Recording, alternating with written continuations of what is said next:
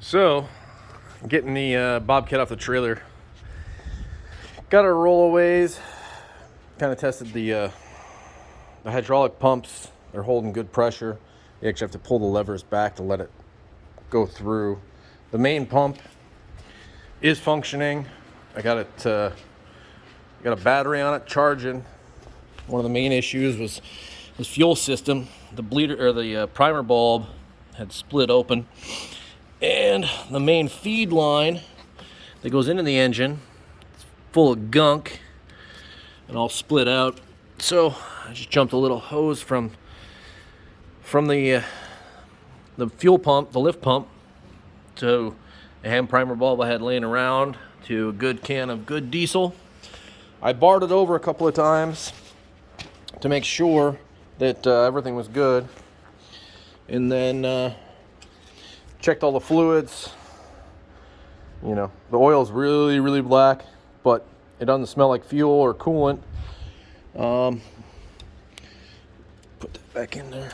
So it's got a couple of weird wiring things on here. There's this just random wire that just dead ends there, and somebody's caulked the plug in.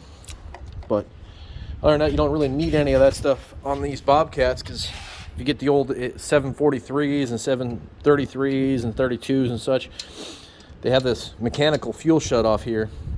So I pulled the cable off. The cable is supposed to connect in here, but the part was missing. It wasn't even connected. So adjusted the linkage, full throttle on here, and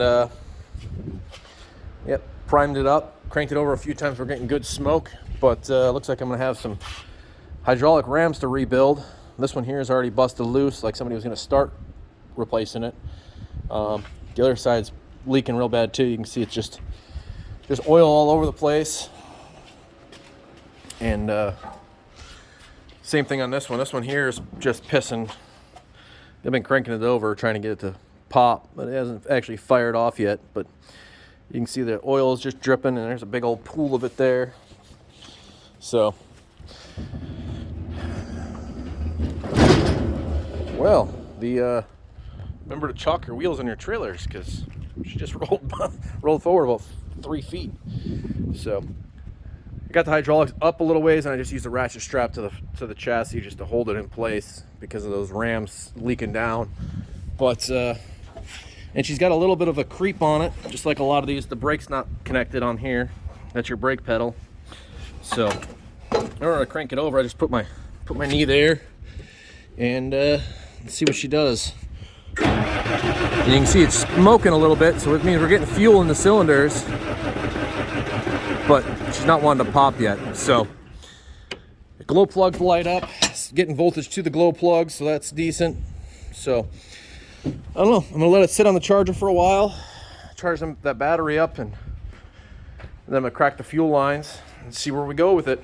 So anyways, just want to let you all know where we're at. I'm working on the 743 and the Ford 550. Replace the oil cooler underneath here, which is underneath your oil filter and your fuel plenum. Replace those injectors already on that side. Clean the turbo. This injector, which the ficum sits right there. So these injectors are going to get pulled out, inspect the cylinders. So that's on the project for today. Get this back together. Hopefully get the oil drained out of it, get new oil in it, and get it filled up with coolant, and hopefully fire it off today. So there's the pile of parts, and if we can get both these fired off today, it might be a decent day. Not too bad for a Monday. So anyways, y'all take care, and I hope your Monday's going well. Bye.